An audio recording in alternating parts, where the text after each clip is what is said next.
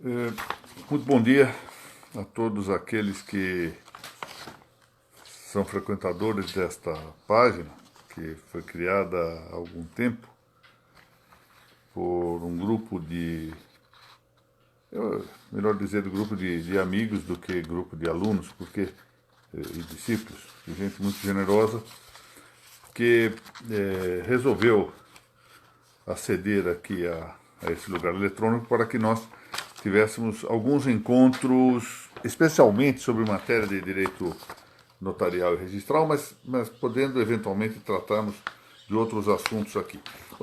Eu tive uma ideia que logo mereceu o plácet de algumas pessoas a quem eu tive de consultar, até por um dever ético, como presidente do Colégio Notarial do Estado do Paraná, minha estimada amiga, a doutora Mônica Guimarães de Macedo, Mônica Maria Guimarães de Macedo, Dallavecchia, a minha não menos estimada amiga, Thaís Luciana Morcelli de Castelo Branco, e que consistia basicamente na possibilidade de nós aproveitarmos a generosidade da presidente do Colégio Notarial, Seção do Paraná, em publicar alguns pequenos textos que eu passo a escrever. Já foram publicados 4 desses textos lá no site do Colégio Notarial do Paraná, e eu vou pedir à doutora Mônica que depois deixe aí escrito o endereço eletrônico do Colégio Notarial.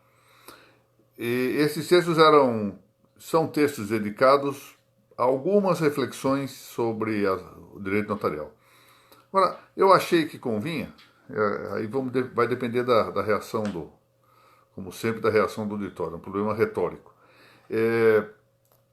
Tratar um pouco de ler, comentar e glosar um tanto esses textos. São textos curtos, 2 laudas, 3 laudas, mais ou menos. Essas glosas e comentários são muitas vezes importantes para esclarecer o que o autor, que muitas vezes não tem a felicidade de escrever com a clareza necessária para dirigir-se a um público muito variado, a um público muito heterogêneo, para ver o que o autor efetivamente quis dizer num campo que infelizmente não tem sido objeto de grande dedicação acadêmica entre nós aqui no Brasil. Então eu começo hoje com essa experiência. A minha ideia volto a dizer, muito obrigado, doutora Mônica, a minha ideia é de fazer essas exposições, como nós publicamos lá no site do Colégio Notarial do Paraná, de 15 em 15 dias, já foram publicados 4, durante um mês mais ou menos fazemos uma aula por semana. Está muito bem, mas aí nós teríamos que espaçar. Se isso der certo, se nós tivermos público suficiente, se for do agrado do auditório, não é?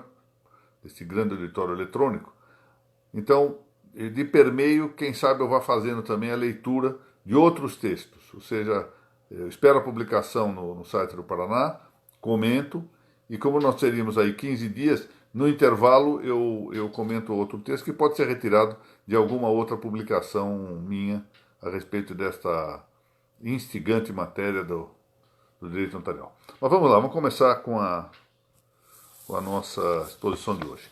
Como eu disse, os textos são publicados previamente neste endereço eletrônico que aí está, cnbpr.org.br,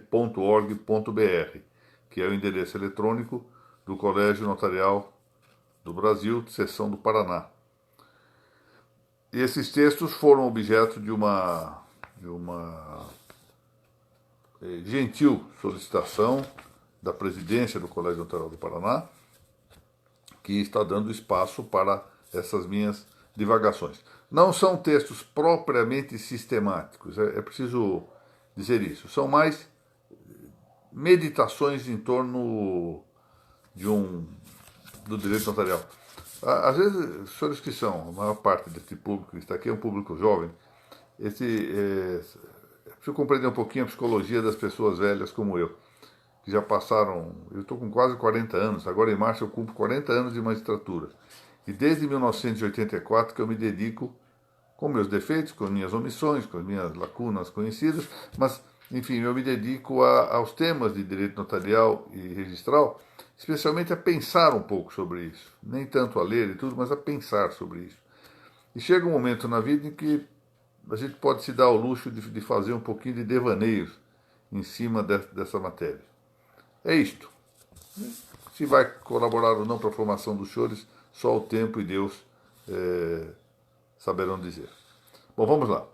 Então, hoje fazemos o comentário, a leitura e o comentário do texto número 1 das notas sobre notas. Qual é a ideia das notas sobre notas lá? É fazer por grandes temas. Então, eu comecei o primeiro tema, verão, é o notário público. O que é o notário latino, especialmente o notário latino. A partir daí, o próximo tema começa semana que vem. A matéria será a autoridade notarial. E assim vai por diante. Aí vamos lá, outorga, audiência notarial, potestade notarial, fé pública assim, fé pública assado. Ou seja, a ideia é tratar de grandes conceitos e dar material para que se vá pensando. Enfim, dando caminhos para que possam evoluir nessa análise. E o pano de fundo? Eu quero deixar isso bem claro para que não haja, para que ninguém fique imaginando, mas o que é que ele realmente pensa, qual é a doutrina de base que ele tem. Todo mundo acho que já sabe, que frequenta aqui, ou se não sabe, poderia sabê-lo vendo. Eu sou firmemente solidado numa linha do justnaturalismo tradicional. Minha formação, ainda que deficiente, é uma formação rigorosamente tomista, assim sou. E esse é o pano de fundo, por assim dizer, são os indicadores dos pilares da minha formação. E é nessa linha que vamos aqui. Bom, começamos então. O grande romanista que foi Álvaro Dors, porque o Álvaro Dors foi um grande pensador que viveu no século passado na Espanha, filho de um outro grande pensador, que foi Eugênio Dors. E o Álvaro Dors tem grandes publicações. Era, sobretudo, eu não o conheci pessoalmente, mas os textos dele eram interessantes. Ele tinha perspectivas diferentes daquelas perspectivas que eram as habituais dos pensadores. E sem embargo, o livro dele, os 2 livros dele que eu conheço sobre direito romano são preciosos. Ele tem um outro livro que eu acho um tanto mais questionável, sobre a introdução ao estudo do direito, mas também muito interessante.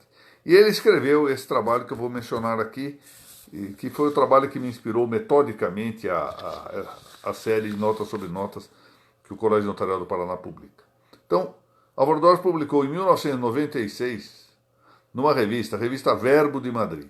Que esta revista Verbo de Madrid é uma revista de caráter cultural que é mantida, foi instituída pela Fundação Espeiro e é mantida em Madrid, graças, curiosamente, em muito, não inteiramente, mas em muito, ao patrimônio deixado, a propósito, por um notário, Juan Vallet de Goitisolo. Juan Vallet de Goitisolo deixou para a Fundação Espeiro, juntamente com coisas deixadas, com legados deixados pelo grande Francisco Elias de Terrada, um determinado valor para publicar a revista Verbo, da qual ele, Vallet, um dos grandes impulsionadores. E hoje a revista Verbo de Madrid, da qual eu tenho a honra de ser um dos conselheiros editoriais, é presidida pelo grande professor, talvez o maior constitucionalista hoje da Espanha, e um dos maiores filósofos da política do mundo contemporâneo, que é Miguel Ayuso Torres, professor da Universidade de Comillas, em Madrid. Pois muito bem. Álvaro Dors publicou em 1996 umas excelentes claves conceptuais, em cuja abertura ele observou que uma definição não é necessariamente definitiva. Olha que coisa interessante. Definição não é algo definitivo. Por que, diz ele? É algo definitório. Algo, muitas vezes, prossegue ele, que se dirige a indicar o que é alheio ao definido. Ou seja, pôr limites ou fins ao objeto. Não tem que limitar o objeto. Ou seja, a ideia dele, dessas claves conceituais, não é tanto definir o que a coisa é, mas quase que dizer o que a coisa não é, a partir daquilo que põe limites a ela. Deixa de ser aquilo para já ser outra coisa, então paremos nesse limite. Portanto, ela indica, a definição em geral, o que é alheio ao definido. Ou seja, a definição é um termo. Na verdade, do ponto de vista lógico, definir é dar um termo equivalente ao termo definido. Então, nós temos o definido, o sujeito definido, e um sujeito definição. São dois termos. É por isso que, corretamente, alguns grandes lógicos e bons filósofos dizem que erra quem, ao pedir-se a definição de alguma coisa, responde por meio de uma proposição. Se eu pergunto que coisa é um livro, defina livro, eu não digo livro é. Eu posso dizer livro define-se, e pronto, segue a definição. Ou seja, não é uma proposição, mas é um termo. Então ele está justamente dizendo isto, que nós somos com o termo, ou seja, dizer menos o que é o definido, para antes limitá-lo, estabelecer fronteiras em relação àquilo que ele não é, no momento que ele deixa de ser ele próprio, porque invade conceito alheio. Ou seja, em vez de indicar o definido, vamos voltar-nos a excluir a partir de uma eventual mudança que deixe de estabelecer exatamente as coisas que ele não são, que ele não é. E pois, vamos com o tempo, melhorando essa definição, esclarecendo-a, se não com os termos, mas aprofundando os conceitos. É muito interessante que possamos entender isto. Quando nós vamos... Suponho que os senhores queiram... Olha, todo mundo conhece o próprio pai, a própria mãe, então que queira definir o indivíduo. E aí nós vamos ver o caráter de inefabilidade, de inefável do indivíduo. Nós não conseguimos definir o indivíduo. Só Deus pode definir o indivíduo. E não podemos, que a cada vez que tentamos nos aproximar do conceito, sempre há algo que nós podemos adicionar, acrescentar a esse conceito. Portanto, é essa a ideia que tem aqui o Álvaro Dors. Vamos nos aproximar cada vez mais aprofundadamente. Essa é a ideia de um conceito, limitando, ou seja, sobretudo separando aquilo que não é dele. Muito bem.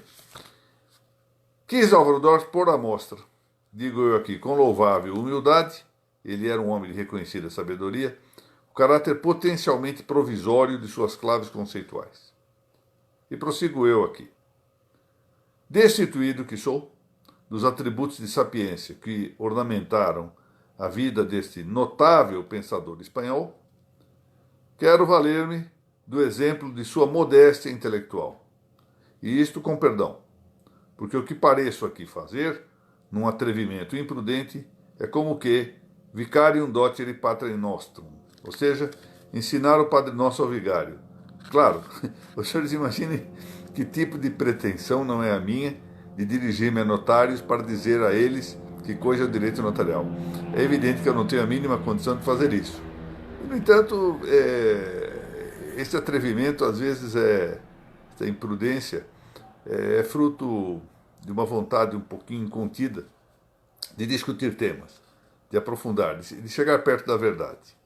Mas aqui com evidente indiscrição de ensinar Padre Nosso ao vigário, não é?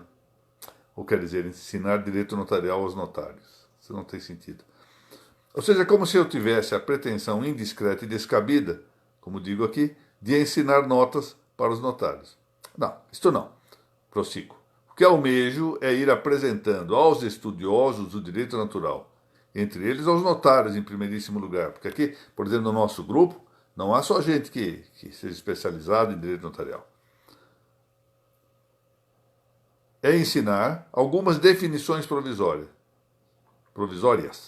vale dizer alguns limites, alguns fins que, fruto de meu pós-meridiano, eu já preciso agora encontrar alguma coisa mais além do pós-meridiano, porque eu, quando perpetrei, como se diz, 60 anos de idade, já comecei a falar em pós-meridiano, já tinha passado o meu período de meridiano, e agora já faz tempo que passou esse período, já estamos no pós-meridiano. Mas, enfim, vai dizer que eu quero tratar das palavras notariais à ligeira, tal como elas me apareçam. Eu estou, na verdade, fazendo aqui uma eutrapélia notarial. Estou me divertindo com o direito notarial. Cada vez que aparecem temas de direito notarial, eu me dedico a ver o aspecto, assim, com bom humor as coisas, como quem gosta daquilo que está fazendo. Já viram aqui, agora virou moda programa na televisão tratando de cozinha, né? E como as pessoas gostam de fazer aqueles pratos, Mais ou menos isso que estou sentindo aqui. Estou trabalhando com muito gosto nisto. Eu gosto de escrever sobre isto.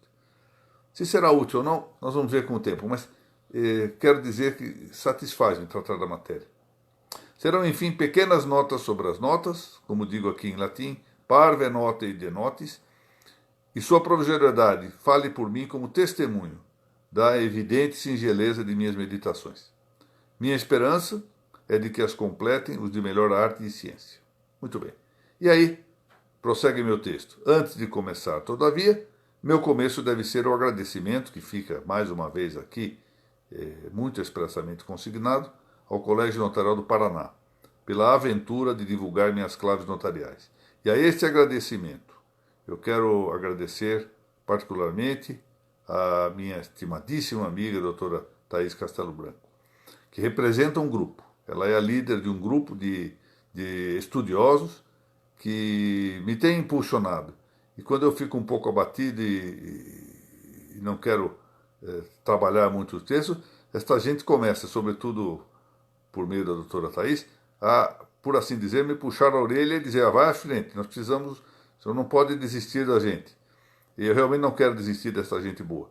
Então eu agradeço ao incentivo que tenho aqui recebido para continuar esses meus pequenos esforços. Muito bem, feitos os agradecimentos, vamos ao que viemos. Então, primeiro tema, notário latino ou românico. Muito bem.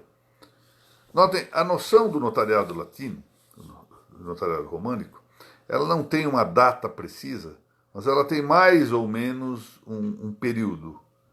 O notariado latino surge entre o século XII, meados do século XII e ao largo do século XIII, e vai se afirmar, enfim, provavelmente no século XIV.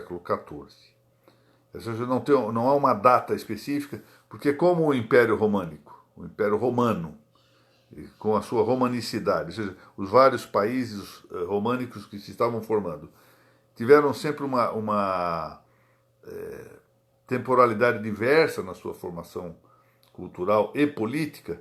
Em cada lugar se foi estabelecendo,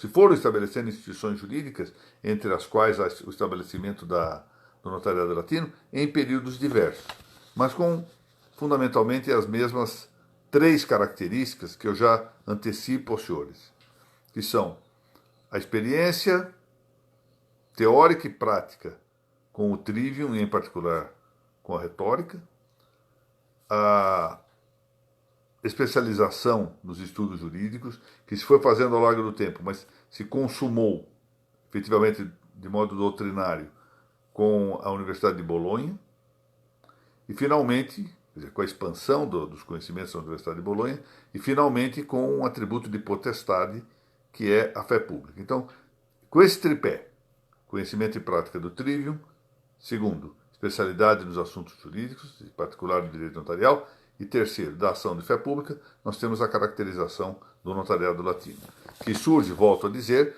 na Baixa Medieval. Muito bem, prossigo eu. E por que se chama românico? Ou seja, latino, no fundo, porque corresponde ao Império Romano. E românico, porque os vários países que se foram formando pela expansão do Império Romano, vamos ver aqui, Portugal, Espanha, França,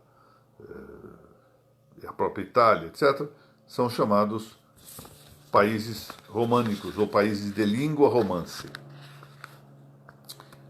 Um jurista que, exercendo arte liberal, função privada, a arte liberal é própria do homem livre. Portanto, é uma função privada, não é alguém que está prestando serviço ao Estado, a uma corporação, etc. Ou seja, não presta um serviço de utilidade, mas presta um serviço de conhecimento da verdade e da ação do bem, incluído da ação do bem jurídico.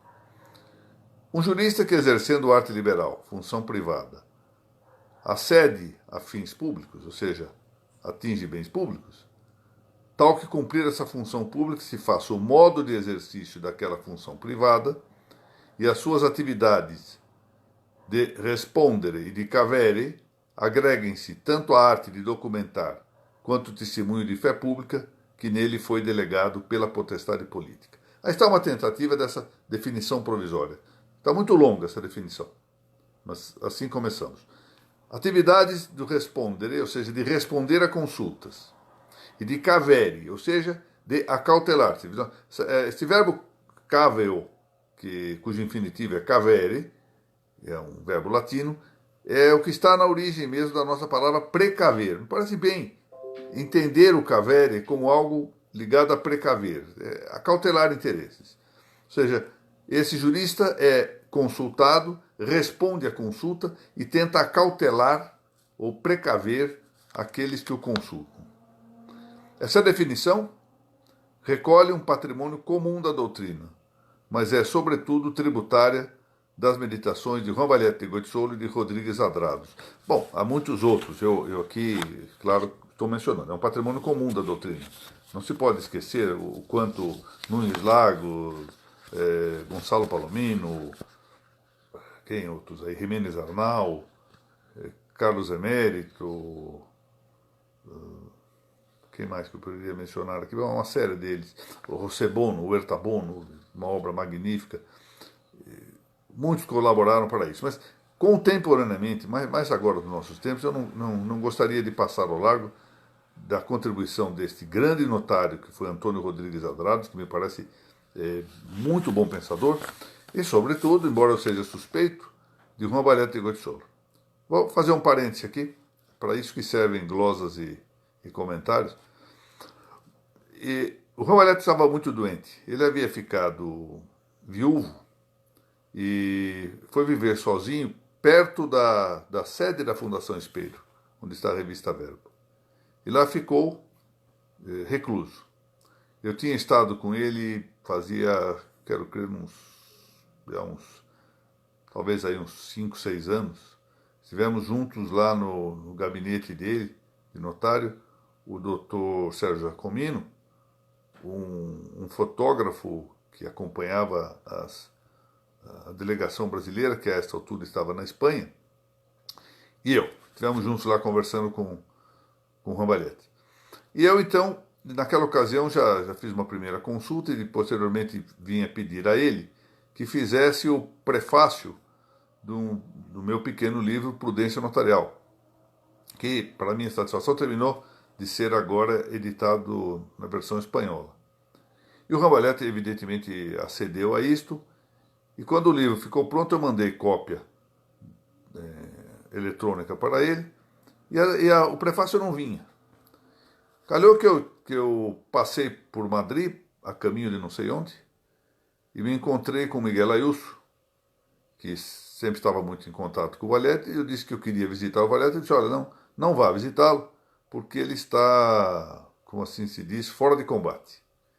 Já praticamente passa o dia inteiro inconsciente, dormindo, quando acorda não está bem, então não vá visitá-lo. Eu disse, mas é que eu havia pedido a ele um prefácio, acho que ele não vai fazer. O Miguel Ayuso não tem condições de fazer. Eu voltei para o Brasil, imaginando quem poderia substituir o Valete para escrever esse prefácio.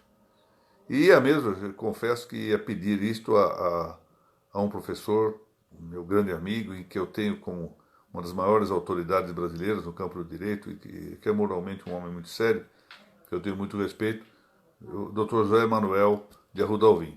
Quando eu estava pronto a ir conversar com o Dr. Arruda Alvim e dizer a ele que eu estava escolhendo entre os brasileiros para substituir o Valete, recebo na minha caixa de postal, no computador, exatamente o prefácio escrito pelo Valete. E a primeira coisa, quem me mandou foi o Miguel Ayuso, eu escrevi ao Miguel, disse, o que se passou? O Miguel disse, não, eu fui à casa dele, ele estava bem. Eu falei do prefácio, ele disse que editou o prefácio para o Miguel Ayuso. Acontece que dias depois, o Valete morreu, foi a última coisa que ele escreveu, foi esse meu prefácio, e a minha surpresa, quem conhece as obras de Juan Valete, sabem que ele escreveu obras muito longas. Era impressionante como ele conseguia, às vezes, num mesmo ano, publicar 2 livros de 1000 páginas cada. Escrevia muito longamente e de maneira muito difícil. Era muito difícil o texto do Valete. É complicado ler e entender o que ele escreve. Pois, diversamente, o prefácio foi o Testamento de um Velhinho. Eu fiquei muito comovido com o prefácio que ele fez para o Prudência Notarial. Já não era mesmo o valete da vida inteira, mas era o valete já se aproximando da morte. Para mim, o valete agônico. E me deixa saudade desse bom amigo e grande homem que foi Roubarete. Bom, era essa explicação sobre ele, mas prosseguimos. Não se pode afirmar com segurança se os ancestrais do notário latino, aqueles mais antigos, tenham sido primeiro documentadores e depois jurisprudentes. Ou seja, que foram eles? Primeiro documentavam e depois davam opiniões jurídicas? Ou primeiro deram opiniões jurídicas e se transformaram documentadores depois? Essa é a dúvida. Não há elementos históricos que permitam afirmar com segurança qual tenha sido a solução. Em todo caso, tem-se aqui a tentação de dizer categoricamente que foi assim. Mas o fato é que quando se pensa nos povos pré-alfabetos, aqueles que existiram sem conhecer sinais gráficos, é exatamente a falta de documentos o que inibe a deposição desta dúvida. Ou seja, porque nós não temos documentos, nós não podemos sair da dúvida. Nada estorva, todavia, admitir-se uma possibilidade maior, embora não provada, que tenha sido deste modo no direito embrionário. Primeiro, o documentador, depois o jurisprudente. Ou seja, era primeiro preciso fixar alguma coisa, guardar para tempos futuros. Era a segurança. E posteriormente o jurisprudente, alguém que diz, olha, a segurança tem que ser para alcançar-se ela, devemos proceder do seguinte modo. Mas eu prossigo aqui. Não que venha o direito após o documento, mas sim que venha o documento antes do profissional do direito. É uma tentação dizer isso. Se me perguntarem se eu consigo provar, eu direi não. Já está dito aqui, não se consegue provar. Mas é bem provável que tenha sido assim. Ou seja, o documento vem antes do profissional do direito. O direito já existia, vem o documento e aí vem o profissional do direito, alguém que vai ser jurisprudente, ou seja, que vai atuar com prudência jurídica. Quando gente pré-alfabeto começa a romper seu isolamento vicinal, porque os povos pré-alfabetos são, de início, exclusores de qualquer contato, ficam restritos a um determinado grupinho. Surge então a necessidade da escrita. O direito rudimentar, no entanto, e certamente preexiste a escrita. Parece que não há dúvida, ou seja, o direito surge com a primeira convivência humana. Mas a escrita não é necessária. Em povos realmente muito pequenos, em comunidades pequenas, não há necessidade de leis escritas, de nada escrito. Por exemplo, nós temos as nossas casas, e temos lá os nossos hábitos. Aqui na minha casa, quando era muito menina, muito pequena, a minha filha mais nova, ela tinha uma birra se dizia que ela tinha birra com sabonete. Para lavar a mão antes das refeições era sempre uma luta. E, no entanto, isso não precisava se pôr por escrito. Ela sabia que tinha que fazer assim, o direito estava estabelecido, era desse modo. Nós temos ali na entrada da minha casa, por exemplo, desculpa essas singularidades, mas faz parte da vida de todos nós isso, né? Todos nós temos regras nas nossas casas. E essas regras, em geral, não são escritas. Felizmente não são escritas. Então eu tenho lá na porta de casa, eu não sei como é que se chama isso, aqui em São Paulo se fala em cobra de areia, que é para pôr na parte de baixo das portas, para tentar evitar o ingresso de insetos, não é? E aquilo lá não se pode pisar em cima disso, imagina, essa regra aqui em casa vale mais do que todas as outras. Se a minha mulher me ver pisando em cima desta cobra de areia, é um inferno. Então, há certas regras das nossas casas que não só não podem ou não são costumeiramente colocadas por escrito, eu não conheço nenhuma casa que tenha regra por escrito, mas são regras tais que convém não colocar por escrito, exatamente para que se possa atuar com mais equidade. Quando gente pré-alfabeto, portanto, começa a romper seu isolamento vicinal, é que surge a necessidade da escrita.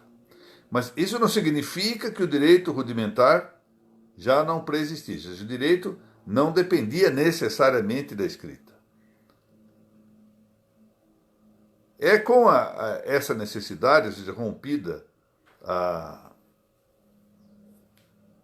essa exclusão de outros grupos, ou seja, essa força endógena, do grupo da gente pelo alfabeto, que surge, portanto, a necessidade do documento, da escrita, e que vem aquilo que Barnes e Becker, que são dois autores interessantes, tem lá algumas características, eles escreveram um livro, que é uma história, tem até aqui por acaso na minha coisa que se chama verdadeiramente de bagunça, mas que teimo em dizer que é uma biblioteca, é essa história do pensamento social, em 2 volumes. Eu tenho essa versão do Fundo de Cultura Econômica do México. No fundo, esse livro é uma história da sociologia, mas é muito curioso, um livro muito bem documentado. Vale a pena ler. Vem então o que Barnes e Becker qualificaram de quase necessidade dos escribas. Interessante. O escriba passa a ser, segundo esses autores, quase necessário nas sociedades.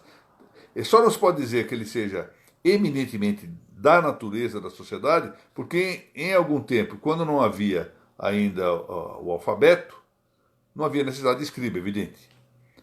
Mas vejam que ele é quase natural, porque a partir do momento em que surge a alfabetização, surge o alfabeto, surgem as letras, os escribas já passam a ser necessários para a vida social.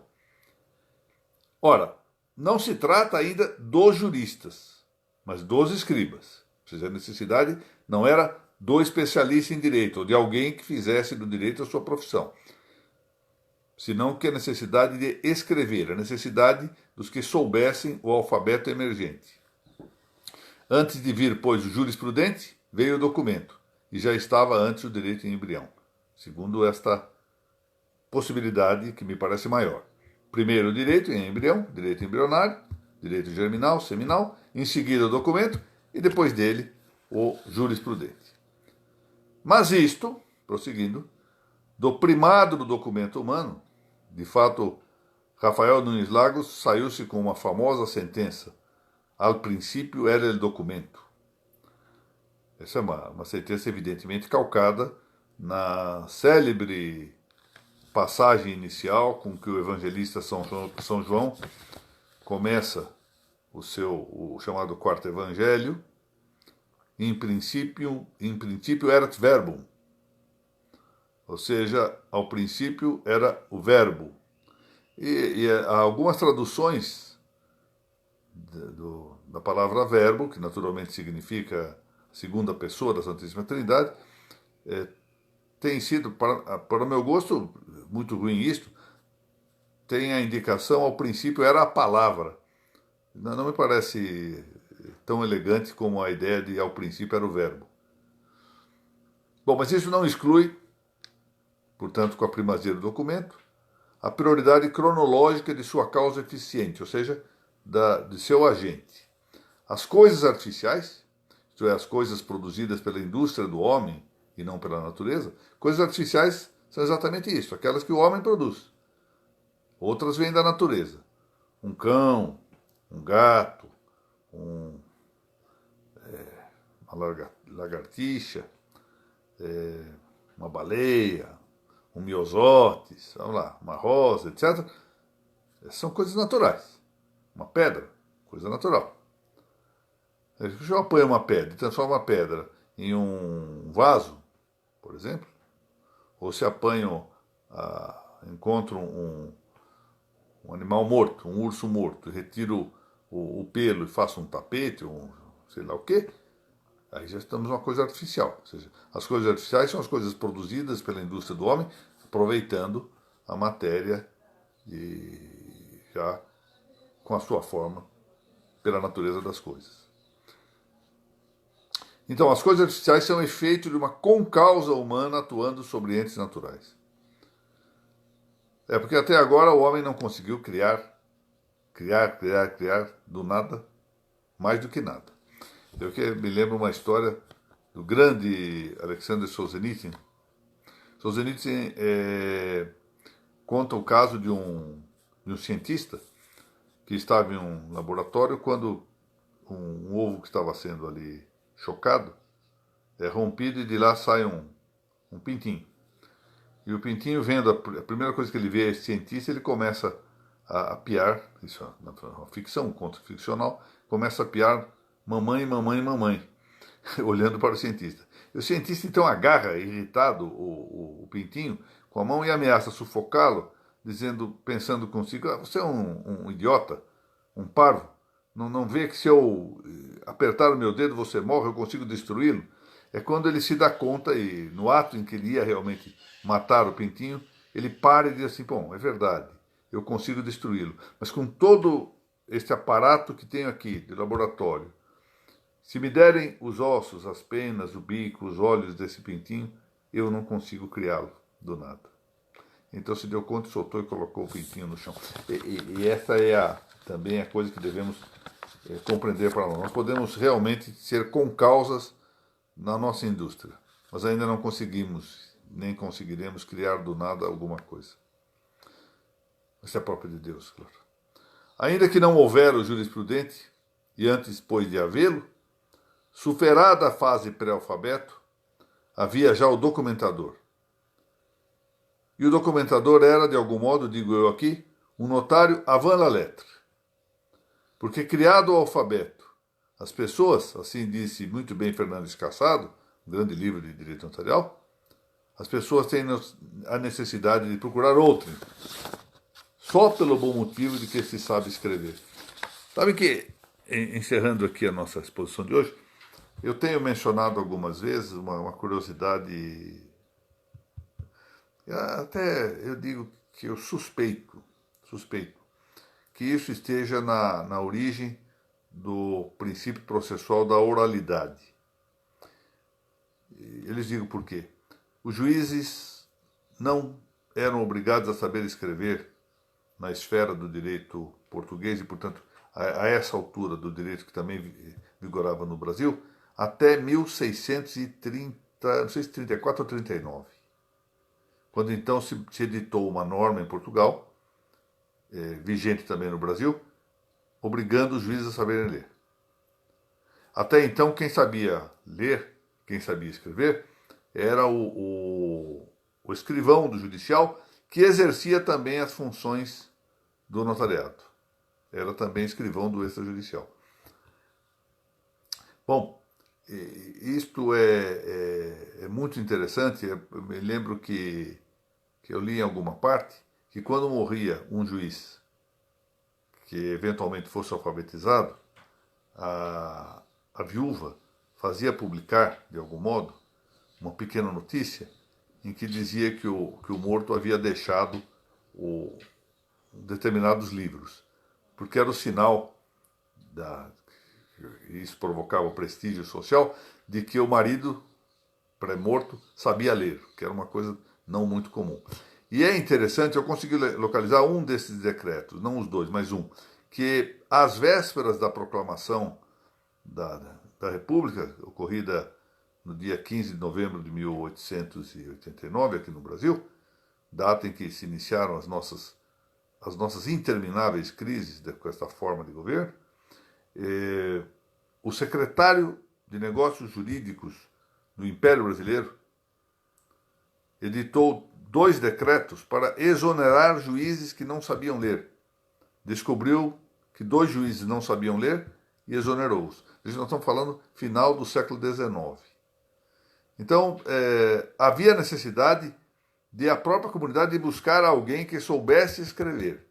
E, de preferência, alguém que, sabendo escrever, tivesse alguma vocação para responder a questões jurídicas e acautelar essas soluções desejadas pelas partes. Bom, é só isso. Não é muita coisa, não? Nem do ponto de vista de quantidade, e muito menos, como vem, do ponto de vista de qualidade. Nós vamos prosseguindo. Então, eu agradeço aqui a presença de todos, desejo um bom final de semana. Vamos agora recolher, ao longo dos próximos dias, se gostaram, se não gostaram, se há alguma coisa para alterar na forma, se essa certa informalidade com que eu tratei a matéria é ruim ou não. Vamos procurar fazer uma coisa que é exatamente a retórica, ou seja, adaptar o discurso ao auditório, mas adaptar o discurso ao auditório só quanto ao método, só quanto à forma. Não quanto ao bem e quanto à verdade. Ou seja, não vamos transformar isto em um exercício de mera retórica ou de gente que voltado ao politicamente correto, quer sempre agradar os auditórios. Se eu puder, se eu conseguir ajustar a minha fala ao auditório, aquilo que é o gosto do auditório, melhor. Torcer a verdade, não conto, eu sei que eu não conto com os senhores, e nem os senhores contarão comigo se Deus nos proteger disso. Ou nós buscamos a verdade, ou é uma perda de tempo ficar aqui conversando. Renovo meus agradecimentos. Eu queria cumprimentar aqui tanta gente que vi mandando Demétrios, um abraço para Demétrios, a doutora Aline, juíza da Vara de Registros Públicos de São Paulo, ali auxiliando a doutora Tânia Rawali, ao Tiago Estrela, a quem eu tive a honra de receber aqui em minha casa no final de semana, e com quem almocei também que dia foi? Acho que na quinta-feira, na também agradabilíssima companhia da Mônica e do Fábio Dalla Vecchia, este grande desembargador do Tribunal de Justiça do Paraná. Agradeço mais uma vez a Mônica e a Thaís Castelo Branco pelo apoio que permanentemente concedem a este grupo. Quero também, não posso deixar de fazê-lo, agradecer e cumprimentar aqui o Dr. Sérgio Garcês, presidente da nova Academia Brasileira de Direito Civil, que por engano terminou por, isso é uma honra minha, mas muito além do que mereço, convidando-me para integrar esse sodalício. Agradecer a Carolina Morcazel também, que mandou-me um voto de solidariedade recente. Muito obrigado. Carolina, hoje uma rematada titular nas atividades judiciais, começou certa vez seus estudos exatamente com uma aula minha lá na querida cidade de Campinas. Hoje é um orgulho de todos os seus pares. E, finalmente, um abraço ao meu amigo Fábio. Temos mais sofrimento neste sábado, doutor Fábio, mas vamos torcer para que tudo dê certo. Muito obrigado a todos e até a semana que vem.